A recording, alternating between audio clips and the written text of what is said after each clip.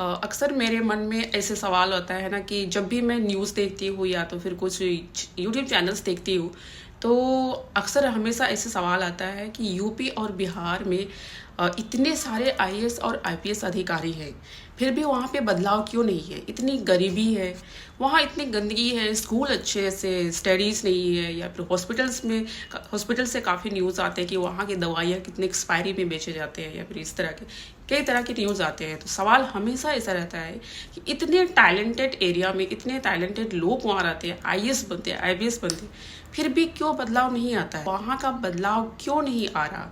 बिहार इतना गरीब क्यों है, हालांकि वहाँ इतने सारे आईएएस ऑफिसर्स है, आईपीएस ऑफिसर्स है? यूपी इतना पॉलिटिकली इतना गंदा क्यों है, इतने सारे आईएएस होने के बावजूद भी? शायद आपके मन में भी यही रहता होगा, मेरे मन में भी रहता है, लेकिन इसका सवाल का जवाब कौन देगा? तो इसकी वजह से मैंने सोचा कि मेरे मन की बात मैं कह दूं, चाहे किसी को बुरा लगे या कुछ भी, कहना तो सबको ज़रूरी है ना, मतलब जो भी है। तो मैंने सोचा मेरे मन की बात मैं कह देती हूँ। या तो वहाँ का पॉलिटिकली बहुत गंदा है, या तो फिर पॉलिटिक्स उसको दबा के रखते हैं, क्योंकि आईपीएस ऑफिसर खुद का डिसीजन हर जगह नहीं लगा सकते। वहाँ सरकार का भी बातें सुननी पड़ती है, आज सरकार के हिसाब से उनको चलना पड़ेगा।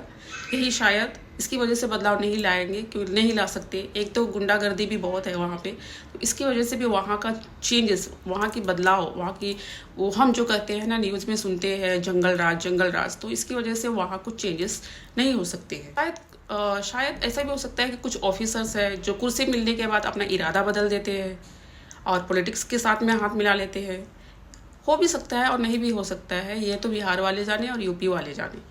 बदलाव उनको लाना है तो ये उन्हें तो स्टैंड लेना बहुत ज़रूरी है, खास करके आईएएस ऑफिसर्स, आईपीएस ऑफिसर्स को पॉलिटिकली सच्चाई के साथ लड़ना बहुत ज़रूरी है अभी की सिचुएशंस को देखते हुए। तो मैं सिर्फ इतना कहना चाहूँगी कि अब ज़रूरत है ऐसे अफसर्स लोगों की जो सिर्फ परीक्षा ना दे, लेकिन परीक्षा दे के पास होके वो सिस्टम को ही जगा दे। डरे नहीं, झुके नहीं, लेकिन जनता की भलाई के लिए काम करें। अगर आप यूपीएससी एस्पिरेंट हो तो मैं आपसे यही कहना चाहूँगी कि आप सिर्फ ऑफिसर मत बनिए, आप परिवर्तन बनो, जो इन जगहों पे, ऐसी जगहों पे एक परिवर्तन ला सको।